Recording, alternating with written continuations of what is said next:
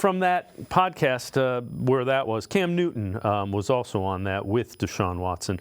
Newton on QB Unplugged with Quincy Avery and Deshaun Watson talked about the first time his team played Deshaun Watson in person and what Cam Newton saw.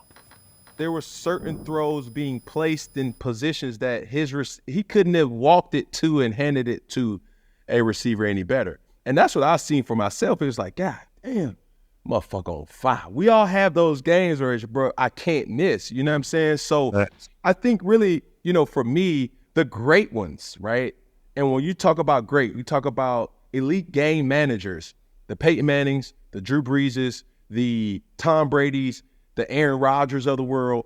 But when everything is still covered, how do you still then make a play, right? And that's what they are able to do consistently, where it's like, fuck, like I thought we called the best coverage, or we got, pressure, but it just didn't hit home. Elite game managing is, hey, easy, not 52.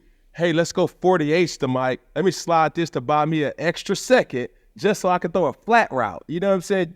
Yep. Now, it may not look like a big deal on a stat line, but you got a plus 2 yards rather than a negative 8 yards or a potentially intentional grounding just by your understanding of managing the game at a high level. Facts. And Tim, the point that Newton and Watson were making, game manager means you understand the offense to a level that you can make those calls. It's not fantasy football. You don't get huge stats, but you make the plays you need to make to win.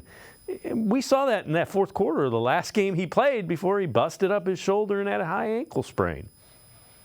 Yeah, and I think that just comes from, again, comfort of playing in the system. I mean, the ultimate – everybody says you learn more by doing than just by, watching somebody do it. And I think that's ultimately goes back to what we've been saying earlier is, Deshaun Watson needs to be able to play more. And I think just the availability is going to be so important with him to get out there, because I think the more he plays, the more comfortable he gets. And we've seen that, the last couple of seasons, where the first game or two is really kind of sluggish, but then the more he's out there, the more comfortable he looks, the more he looks like Houston, Deshaun Watson. I think ultimately that's where you want to get to. And I think what the interesting thing that Cam brought up was that, the idea that, you could place a ball in certain spots where no defender can get it. I keep thinking in my mind to that catch, I think it was Donovan Peoples-Jones made against the Titans, where the ball was right along the sideline in the one place that Peoples-Jones could get it, and it was an absolute pinpoint perfect throw.